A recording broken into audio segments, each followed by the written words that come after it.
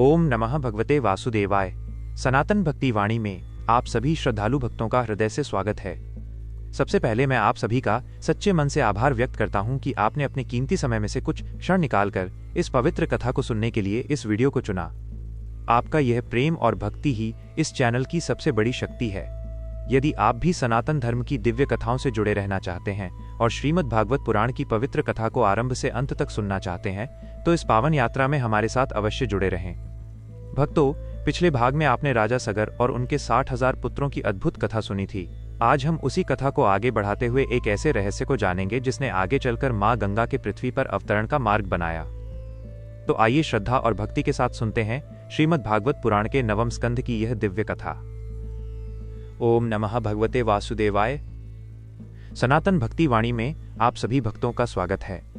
पिछले भाग में आपने सुना कि श्रीमद् भागवत पुराण के 9वें स्कंध में राजा सगर ने महान अश्वमेध यज्ञ किया था, लेकिन तभी यज्ञ का घोड़ा अचानक गायब हो गया। राजा सगर के 60,000 पुत्र उस घोड़े की खोज में निकल पड़े और पृथ्वी को खोदते हुए पाताल लोक तक पहुंच गए। वहां उन्होंने एक महान योगी को गहन ध्यान में बैठे देखा। वे थे भगवान कपिल। लेकिन अज्ञान और क्रोध से भरे सगर के पुत्रों ने सोचा कि यही तपस्वी घोड़े का चोर है। उन्होंने बिना सोचे समझे भगवान कपिल का अपमान करना शुरू कर दिया। जब भगवान कपिल की समाधि भंग हुई और उन्होंने अपनी आंखें खोली, तब उनके दिव्य तेज को सहन न कर पाने के कारण राजा सगर के सभी 60,000 पुत्र उसी क्षण भस्म हो गए। समय बीतता गया परंतु सगर के पुत्र वापस नहीं लौटे। तब राजा सगर अत्यंत चिंतित हो गए और उन्होंने अपने पौत्र अंशुमान को उन्हें खोजने के लिए भेजा। अंशुमान विनम्रता और श्रद्धा के साथ वहां पहुंचे। उन्होंने भगवान कपिल की स्तुति की और उनसे अपने चाचाओं के बारे में पूछा। भगवान कपिल ने अंशुमान से कहा कि सगर के पुत्रों की मुक्ति तभी संभव है जब स्वर्ग से दिव्य नदी गंगा पृथ्वी पर अवतरित हों और उनके अस्थि अवशेषों को स्पर्श करें।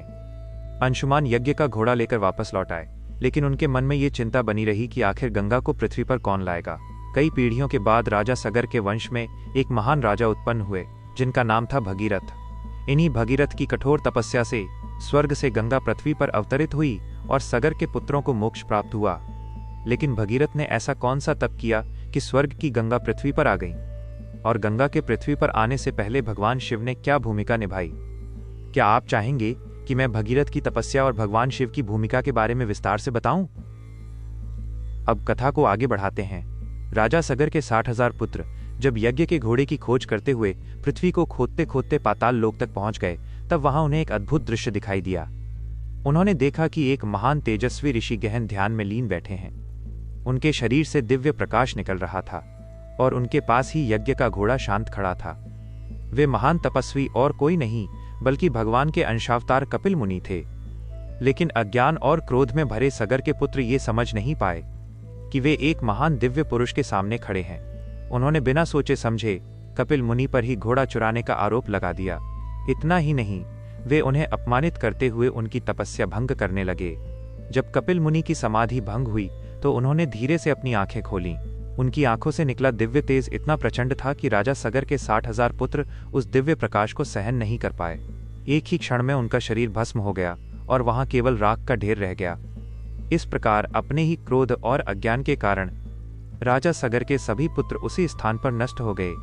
उधर बहुत समय बीत जाने पर भी जब सगर के पुत्र वापस नहीं लौटे, तब राजा सगर अत्यंत चिंतित हो गए। अब कथा को आगे बढ़ाते हैं। कपिल मुनि से पूरी घटना सुनकर अंशुमान अत्यंत दुखी हो गए। उन्हें अपने चाचाओं की मृत्यु का गहरा शोक हुआ, लेकिन साथ ही उन्हें यह भी ज्ञात हो गया कि यह सब उनके ही क्रोध और अज्ञान का परिणाम था।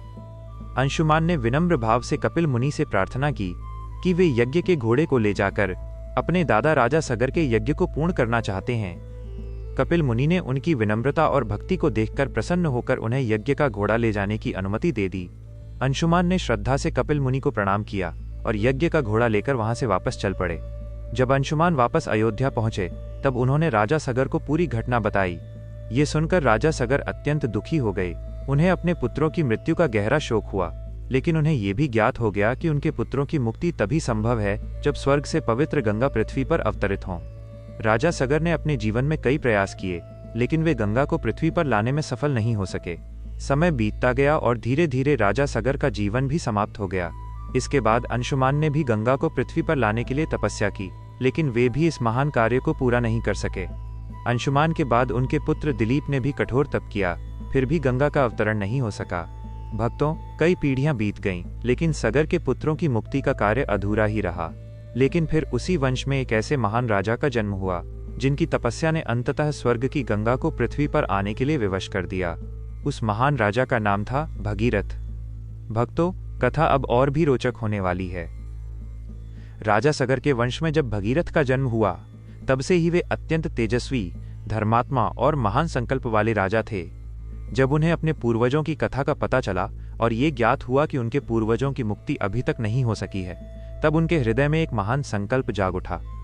भगीरथ ने निश्चय किया कि वे किसी भी प्रकार से स्वर्ग से पवित्र गंगा को पृथ्वी पर अवश्य लाकर अपने पूर्वजों को मोक्ष दिलाएंगे। यह संकल्प लेकर भगीरथ ने अपना राजपाट छोड़ दिया और घोर तपस्या करने के लिए वन में चले गए। वहां उन्होंने अनेक वर्षों तक अत्यंत कठोर तप किया। वे निरंतर भगवान का ध्यान करते रहे और अपने संकल्प को दृढ़ बनाए रखा। भगीरथ की कठोर तपस्या से प्रसन्न होकर अंततः ब्रह्मा जी उनके सामने प्रकट हुए। भगीरथ ने विनम्रता के साथ ब्रह्मा जी को प्रणाम किया और उनसे प्रार्थना की कि स्वर्ग की पवित्र गंगा पृथ्वी पर अवतरित होकर उनके पूर्वजों को मुक्ति प्रदान करें। ब्रह्मा जी ने भगीरथ की प्रार्थना सुनकर कहा कि गंगा का वेग अत्यंत प्रचंड है। यदि वह सीधे पृथ्वी पर उतरेंगी तो पृथ्वी उस वेग को सहन नहीं कर पाएगी। इसलिए गंगा के प्रचंड वेग को धारण करने के लिए किसी महान देवता की आवश्यकता होगी। भक्तों, कथा अब और भी रोचक होने वाली है। जब ब्रह्मा जी ने भगीरथ से कहा कि गंगा का वेग अत्यंत प्रचंड है और पृथ्वी उसे सहन नहीं कर पाएगी, तब भगीरथ ने विनम्र भाव से पूछा कि फिर ऐसा कौन है जो गंगा के वेग को धारण कर सकता है। तब ब्रह्मा जी ने कहा कि इस प्रचंड वेग को केवल भगवान शिव ही अपनी जटाओं में धारण कर सकते हैं। यह सुनकर भगीरथ ने भगवान शिव को प्रसन्न करने के लिए घोर तपस्या करने का निश्चय किया। भगीरथ हिमालय की ओर चले गए और वहां बैठकर उन्होंने भगवान शिव का कठोर तप करना आरंभ कर दिया। उन्होंने कई वर्षों तक निरंतर ध्यान और भक्ति के साथ भगवान शिव का स्मरण किया। भगीरथ की इस महान तपस्या से प्रसन्न होकर अंततः भगवान शिव उनके सामने प्रकट हुए। भगवान शिव ने भगीरथ से कहा कि हे राजन, मैं तुम्हारी तपस्या और तुम्हारे संकल्प से अत्यंत प्रसन्न हूं। तुम जो वर मांगना चाहते हो, निस्संकोच मांगो। तब भगीरथ ने अत्यंत विनम्रता के साथ भगवान शिव से प्रार्थना की कि वे अपनी जटाओं में गंगा के प्रचंड वेग को धारण करें, ताकि गंगा पृथ्वी पर अवतरित होकर उनके पूर्वजों को मोक्ष प्रदान कर सके। भगीरथ की इस प्रार्थना को सुनकर भगवान शिव मुस्कुराए और उन्होंने गंगा को अपनी जटाओं में धारण करने का वचन दे दिया। भक्तों, कथा अब और भी रोचक होने वाली है। अब कथा को आगे बढ़ाते हैं। जब गंगा ने भगवान शिव से विनम्र प्रार्थना की, तब भगवान शिव ने उनके गर्व को समाप्त हुआ देखकर उन्हें अपनी जटाओं से मुक्त करने का निश्चय किया। भगवान शिव ने अपनी जटाओं से गंगा की एक धारा को धीरे धीरे पृथ्वी की ओर प्रवाहित कर दिया। इस प्रकार स्वर्ग से उतरकर गंगा पृथ्वी पर बहने लगी। उनका जल अत्यंत पवित्र और दिव्य था। जहां जहां गंगा की धारा प्रवाहित होती, वहां का वातावरण पवित्र और मंगलमय हो जाता। राजा भगीरथ अत्यंत प्रसन्न हुए और वे गंगा के आगे आगे चलने लगे, ताकि गंगा उस स्थान तक पहुंच सके जहां राजा सगर के पुत्रों की अस्थियां पड़ी हुई थीं। गंगा भगीरथ के पीछे पीछे पृथ्वी पर बहती हुई आगे बढ़ने लगी। उनके दिव्य जल से अनेक स्थान पवित्र हो गए। इस प्रकार गंगा का ये पवित्र प्रवाह भगीरथ के मार्गदर्शन में आगे बढ़ता हुआ अंततः उस स्थान तक पहुंचा जहां राजा सगर के 60,000 पुत्रों की राख पड़ी हुई थी। जैसे ही गंगा का पवित्र जल उन अस्थि अवशेषों को स्पर्श करता है, उसी क्षण सगर के सभी पुत्रों को पापों से मुक्ति मिल जाती है और उन्हें दिव्य लोक की प्राप्ति होती है। इस प्रकार राजा भगीरथ की कठोर तपस्या और उनके महान संकल्प के कारण उनके पूर्वजों को मोक्ष प्राप्त हुआ। भक्तों, कथा अब अपने अंतिम रहस्य की ओर बढ़ रही है। जब गंगा के पवित्र जल ने राजा सगर के पुत्रों की राख को स्पर्श किया, तब उसी क्षण उन्हें उनके पापों से मुक्ति मिल गई। कहा जाता है कि गंगा के पवित्र स्पर्श से सगर के सभी पुत्रों की आत्माओं को दिव्य लोक की प्राप्ति हुई और उन्हें मोक्ष प्राप्त हो गया। इस प्रकार राजा भगीरथ की कठोर तपस्या और उनके अटल संकल्प के कारण उनके पूर्वजों का उद्धार संभव हो पाया। इसी कारण से गंगा को भगीरथ द्वारा पृथ्वी पर लाए जाने के कारण भगीरथी भी कहा जाता है। भक्तों, ये कथा हमें एक महान शिक्षा भी देती है। ये कथा हमें सिखाती है कि सच्चा संकल्प, भक्ति और निरंतर प्रयास किसी भी असंभव कार्य को संभव बना सकता है। राजा भगीरथ ने अपने पूर्वजों के उद्धार के लिए वर्षों तक कठोर तपस्या की और अंततः अपने लक्ष्य को प्राप्त किया। इसी कारण आज भी जब कोई व्यक्ति किसी अत्यंत कठिन कार्य को पूरा करता है तो उसे भगीरथ प्रयत्न कहा जाता है। भक्तों, कथा अब अपने अंतिम भाग की ओर बढ़ रही है। अब कथा के अंतिम भाग को सुनते हैं। राजा भगीरथ की महान तपस्या और उनके अटूट संकल्प के कारण ही मां गंगा स्वर्ग से पृथ्वी पर अवतरित हुईं और सगर के पुत्रों को मोक्ष प्राप्त हुआ। इसी कारण से गंगा को केवल एक नदी नहीं बल्कि मां के रूप में पूजा जाता है। उनके पवित्र जल को पापों को नष्ट करने वाला और आत्मा को शुद्ध करने वाला माना गया है। भक्तों, इस कथा का एक गहरा आध्यात्मिक रहस्य भी है।